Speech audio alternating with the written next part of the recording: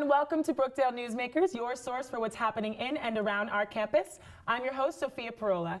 Here with me is Director of Athletics and Head of the Women's Soccer Team, Katie Amundsen. How you doing, Katie? Good, how are you? I'm good. Thank you so much for coming on our show. Thank you for having me. So let's get right into it. We want to know all about athletics. Can you tell me what sports are offered here at Brookdale? Sure, we have 12 intercollegiate teams. We offer men and women's cross country, men and women's soccer, women's volleyball, men and women's tennis, men and women's basketball. We have baseball and softball and men's lacrosse. And then we also have cheerleading, which is our club sport here at the college. So a lot of options for students to participate in. Yes, a lot of options. And a lot for you to oversee.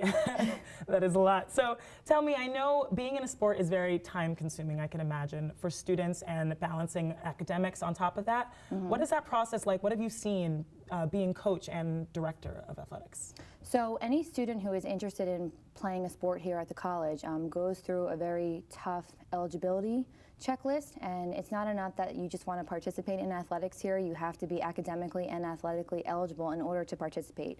So our students have to maintain a 2.0 GPA in the classroom as well as full-time status in order to play a sport here at the college. So it's very time consuming. They have to make sure they're taking care of business in the classroom to be able to perform on their prospective court, and they need to make sure they're maintaining that 2.0 GPA if they want to continue to play. So it's the balance. It's their sport classroom balance, and the classroom comes first. You know, we make sure that we let them know the student part comes before the athlete. And some of them also have jobs that they have to work. So they have a lot to balance, but we talk about scheduling. And again, if they're motivated and there's a desire to complete it all, then they'll do it. Absolutely. And what are some of the practice schedules like? How many times do they practice a week? I mean, we could start with the women's soccer team. So the women's soccer team, we practice 4 days a week. I do give them off on Wednesday because I think for their studies, and if they have their jobs, that's a day off that they can just focus on other aspects of their life. And then we have our games on Tuesday, Thursday, and Saturday. So they could potentially be playing 5 days a week during the season. And again, it's just all about the balance for them and how they make it work within their schedule. Absolutely. So as head of the women's soccer team, and they are killing it this season, I've heard, how is the season going? Tell me a little bit about what's been happening. The team is off to a great start. We had a really good preseason, which preseason is probably the toughest part of the season because it's in August. So when all of the students were out enjoying their summer vacation, any student athlete who participates on a fall sports begins August 1st.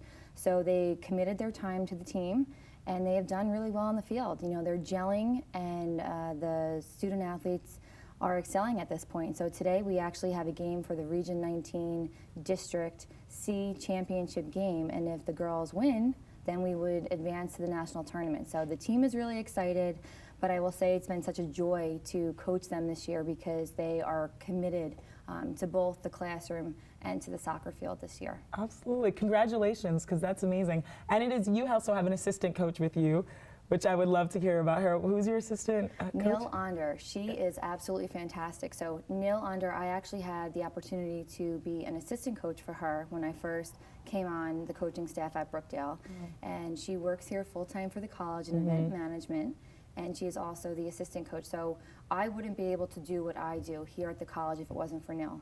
She is always there to assist at practice, and she jumps in and will play with the student athletes, and they really like that because she, no matter how long she's been out of the sport playing for the college, her skills are still top-notch. So it's been a pleasure, and I've really enjoyed my partnership with Nil. Yeah, and I think that a lot of the success of the women's soccer team has to do with you both, because I could tell you guys are both so down to earth, care a lot about what you're doing and about the students on teams. Absolutely. You know, the students come first, and both of us have the same philosophy that whatever they need, we're willing to help them with, whether it's staying after work to assist them with their class studies, or if they needed to work on a specific skill out of the soccer field. Whatever they need, we make sure that we're there for them, and we have an open door policy so that we make sure that we provide the best atmosphere for success.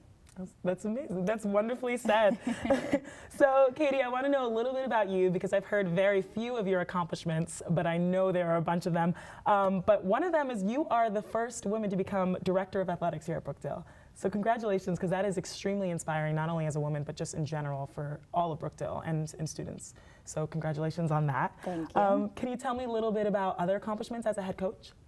Sure. So, I'm not one to talk about my accomplishments, but with the women's soccer team, I did receive the NJCAA Coach of the Tournament for 3 years in a row, 2013, 14, and 15. Wow. And I did receive the NSCAA Coach of the Year, which is a nice award. That's amazing. For Very the nice. accomplishments of the women's soccer team. And I did receive an award for the officials. So the officials do give out a yearly award, and on one of the years I did, just based on their experience with me as a coach. So I have had a lot of success, but again, all of that success wouldn't be possible if it wasn't for our student athletes here at Brookdale. So if they weren't doing the things that we've talked about in practice and continuing to improve in games, then it wouldn't have been possible for me as a coach. That's absolutely right. So you were also a student here at Brookdale, and you participated in athletics when you were here. Can you tell me a little bit about what sports you participated in, and what was that process like for you? Sure. So when I graduated high school, I came to Brookdale, and I played on the women's soccer team and the women's basketball team here. I enjoyed my experience so much, and I really enjoyed my time here at Brookdale. I actually still talk to both of my teammates, all of my teammates from the teams for the 2 years that I was here. We did very well on the women's soccer team. We actually did make it to the national championship game. We did lose, but it was a great experience to be at that level as a player. And then the same for the women's basketball team. We made it to the national tournament as well. And I just really did. I enjoyed my time here, and my experience here is what continues to motivate me currently now in my position to be able to be there for our student athletes here at the college. Well, that's amazing that they have someone to look up to and someone to learn from who has seen it all and who's been in their position. And thank you. That was a wonderful way to wrap up today. We're all done, but thank you so much for coming on and telling us more about athletics, and I wish you the best in the rest of the season. Thank you so very much. Thank you, Katie. So for more information, please visit their website at brookdaleathletics.com, and see us again on Brookdale Newsmakers next time. Go Jersey Blues, and we'll see you next time.